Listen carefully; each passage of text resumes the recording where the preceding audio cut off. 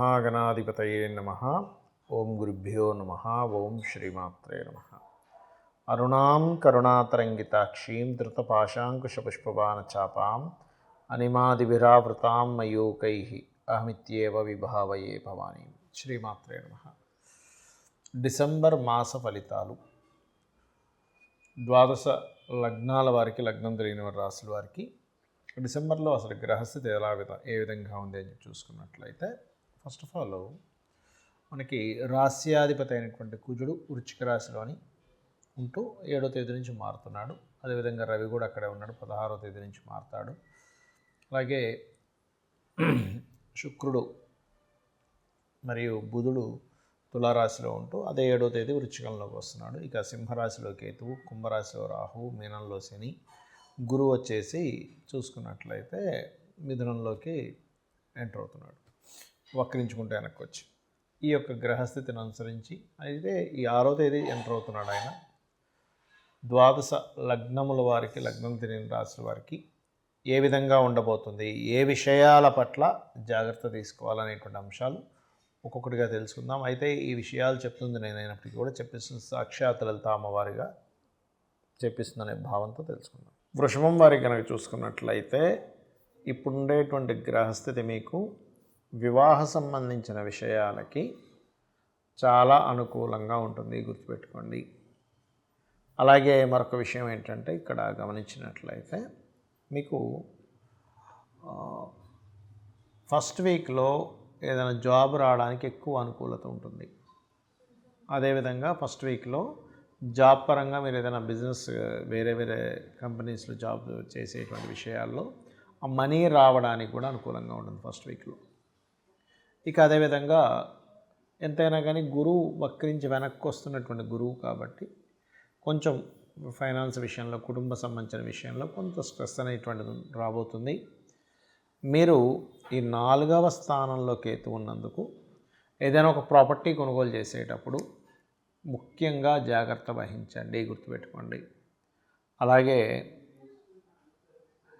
ఈ 7వ స్థానంలో ఉండేటువంటి గ్రహాల మూలంగా చిన్న చిన్న ఈగో క్లాషెస్, ఎందుకంటే అక్కడ ఫస్ట్ కుజుడు ఉన్నాడు, దాని తర్వాత రవి, ఇవి కొంచెం ఈగో క్లాషెస్ని, పార్ట్నర్స్తోని, జీవిత భాగస్వామితో తెలియని ఒక ఎడబాటును ఇస్తూ ఉంటాయి. ఇక మీరు నిత్యము ఏ దేవత ఆరాధన చేసుకుంటే బాగుంటుందంటే విష్ణువుని, మహావిష్ణువుని ఎక్కువగా ఆరాధించండి. ఇక్కడ మాత్రమే కాకుండా విదేశాలకు వెళ్ళి అక్కడ ఏదైనా జాబ్స్ సంపాదించుకోవడానికి, కెరీర్ పరంగా గ్రోత్ అనేటువంటిది బలంగా చూపిస్తుంది. ఇక మరొక విషయం ఏంటి అని చెప్పి చూసుకున్నట్లయితే, ఇక్కడ అంటే వృషభ లగ్నం వారికి సహజంగానే కొంత ఓపిక అది ఉంటుంది.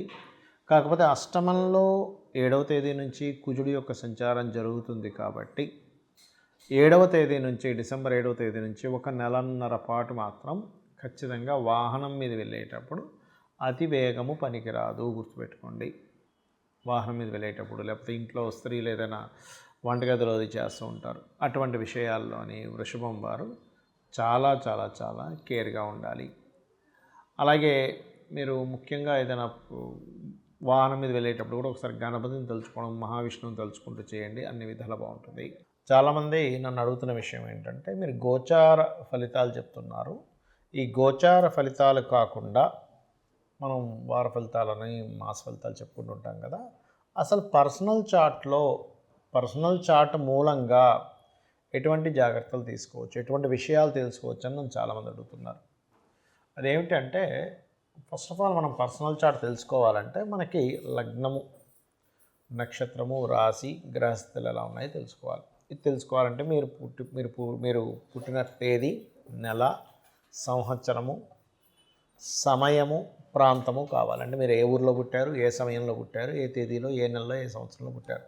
దానివలన మీ యొక్క గ్రహస్థితి అంటే మీరు పుట్టినప్పుడు ఉండే లగ్నం నుంచి గ్రహాలు ఎక్కడెక్కడ ఉన్నాయి, మనం పూర్వజంలో చేసుకున్న కర్మల మూలంగా ఆ గ్రహాలు అక్కడ స్థితి పొంది ఉంటాయి. అంటే కొంతమంది చూడండి ఫైరీ నేచర్ ఉంటారు, కొంతమంది ఎమోషనల్గా ఉంటారు, కొంతమంది అంటే ఒక్కొక్కరు ఒక్కో మనీ మైండెడ్ ఉంటే, good communicators, very strong, very fiery, కొంచెం ఎమోషనల్గా ఉండేవాళ్ళు, ఆర్టిస్టిక్ నేచర్ ఉండేవాళ్ళు, ఎక్కువ గొడవలు పెట్టుకునేవారు, సోషల్గా ఉండేవారు, సీక్రసీగా ఉండేవారు, ఎక్కువ స్పిరిచువల్గా ఉండేవారు, ఎక్కువ వర్కాలిక్గా ఉండేవారు, బిజినెస్ మైండెడ్తో ఉండేవారు, సేవాతత్వంగా ఉండేవారు, ఇట్లా రకరకాల వ్యక్తులు ఉంటారు. అది అసలు మీరు ఏమిటి, అసలు అలా ఉండడం వల్ల మీకు లైఫ్లో బాగుంటుందా బాగోదా అనే విషయాన్ని మీ తత్వం ఏంటని వెరీ క్లియర్గా జాతకం చూసి చెప్పచ్చు. బట్ డేటు, టైము, ప్లేసు ఇవి పర్ఫెక్ట్గా ఉండాలి. దానివల్ల ఎక్కడ డ్రాబ్యాక్ అవుతుంది, నేను ఏం చేస్తే బాగుంటుందని తెలుస్తుంది. ఇక రెండో పాయింట్ ఏంటంటే ఇక్కడ మీ ధనం, ఈ ధన సంబంధించిన విషయాల్లో చాలామంది చూడండి ఏదో చదువుతారు, ఎక్కడికో వెళ్తారు, అది వర్కౌట్ అవ్వదు, లైఫ్లో చాలా సంవత్సరాలు వేస్ట్ అయిపోతుంది. అసలు ఎందులో బిజినెస్ చేస్తే ఇప్పుడు ధనభావాధిపతి ఎవరయ్యారు, అది మెడికలా, ఇంజనీరింగా, లేకపోతే ఫుడ్ రిలేటెడ్ సంబంధించిందా, ట్రాన్స్పోర్టింగ్ రిలేటెడా, రీసెర్చ్ రిలేటెడా, స్కూల్స్ పెట్టుకోవాలా, కాలేజెస్ పెట్టుకోవాలా, లేకపోతే ఓన్గా చేసుకోవాలా, జాబ్ చేయాలా, లేదా ఇక్కడ చేయాలా, వేరే దగ్గరికి వెళ్తే బాగుంటుందా, విదేశాలకు వెళ్తే బాగుంటుంది, ఇవన్నీ కూడా మీ ధనాధిపతి చెప్పేస్తాడు.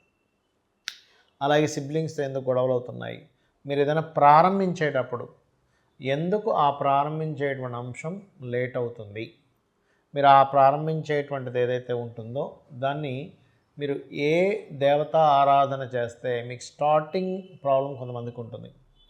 అలాగే మీరు ఏ డైరెక్షన్లో ఉండే గృహంలో, అంటే మెయిన్ డోర్ ఎక్కడుంటే, మీరు ఎటువంటి దాంట్లో ఉంటే అది మీకు, ఎందుకంటే వాస్తు మనకు కొంత సపోర్ట్ చేయాలి.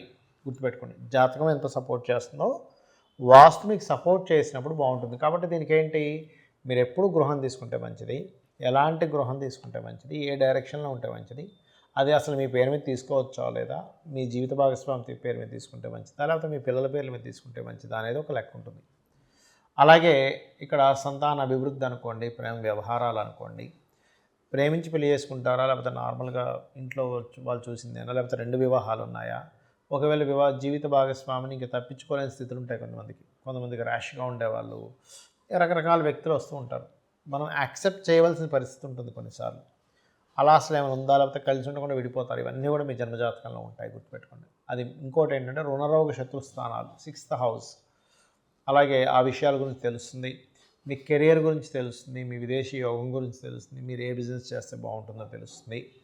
ఇప్పుడు మీకు నడుస్తున్న మహాదశ ఎటువంటి రిజల్ట్స్ ఇస్తుంది, ఈ రిజల్ట్స్ నుంచి మీరు మంచి అవుట్పుట్ రావాలంటే మీరు ఏం చేయాలి, అలాగే మీరు పర్టికులర్గా ఈ యొక్క మహాదశల్లో ఏ అంతర్దశల్లో బాగుంటుంది బాగోదు అనేటువంటి అనేకమైనటువంటి అంశాలు, మీ పాస్ట్లో జరిగినవి కానివ్వండి, మీకు ప్రజెంట్లో జరుగుతున్నవి కానివ్వండి, మీకు ఫ్యూచర్లో ఉండేటువంటి కొన్ని అంశాలు కానివ్వండి, ఇవన్నీ కూడా మీ పర్టికులర్గా మీ పర్సనల్ చార్ట్లో అది ఎలా ఉంది అనేటువంటి చెప్పేదే మీ జన్మజాతకం.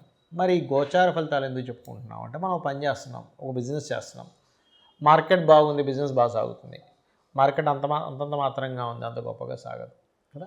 అంటే ఏంటి, ప్రకృతిలో ఉండేటువంటి వాతావరణం కావచ్చు, బయట ఉండేటువంటి మార్కెట్ కావచ్చు, ఇవన్నీ కూడా మీకు పర్టికులర్గా ఏం చూపిస్తాయి అంటే, వెరీ క్లియర్లీ మీ జాతక చక్రంలో మీకు ఎంతవరకు సపోర్ట్గా ఉందని చెప్తుంది. అయితే దీంతోపాటు మీరు అసలు ఏ దేవత ఆరాధన చేసుకుంటే వీటన్నిటి నుంచి బయటపడతారు. మరి జాతకం లేదండి, అసలు ఏ గోచారం, ఏ లగ్నం, ఏ రాశి కూడా తెలియదు అన్నవారు రెగ్యులర్గా లలితాసహస్రనామాలు చేసుకోండి. అయితే ఇప్పుడు ప్రజెంట్ నడుస్తున్నటువంటి గోచారంలో యాక్సిడెంట్స్ అనుకోండి, విపత్తులు అనుకోండి, రకరకాలు జరుగుతున్నాయి. దీని నుంచి ఎవరికి ఎటువంటి ఇబ్బంది కలగకుండా ఉండాలి, లైఫ్లో బాగుండాలి అంటే మీరు చేయవలసింది ఏమిటి అంటే, సింపుల్గా ఏం లేదు, మీరు గుర్తుపెట్టుకోండి, మీ యొక్క ఇంటికి దగ్గరలో ఏదైనా ఆలయం ఉంటే రెగ్యులర్గా వెళ్ళడము, శని, రాహు, కుజ, గురు, ఈ 4 గ్రహాలు గుర్తుపెట్టుకోండి, ఈ 4 గ్రహాల దగ్గర దీపారాధన చేయండి. మీరు ఎక్కడికైనా బయటికి వెళ్ళేటప్పుడు ఒక్కసారి మీ ఇష్టదైవాన్ని తలుచుకోండి. మీ ఇష్టదైవం ఎవరు, శివుడా, విష్ణువా, నారాయణుడా, అట్లా మీ ఇష్టదైవాన్ని తలుచుకొని బయలుదేరండి. ఖచ్చితంగా మీకు ఇబ్బంది అనేటువంటిది కలగదు, గుర్తుపెట్టుకోండి. అదేవిధంగా గోశాలకు వెళ్ళడము, చండీ పారాయణం చేయడము, అదేవిధంగా దుర్గా అష్టోత్తరం చదువుకోవడం, ఇవి చేయండి, ఖచ్చితంగా మీకు బాగుంటుంది. శ్రీమాత్రే నమః.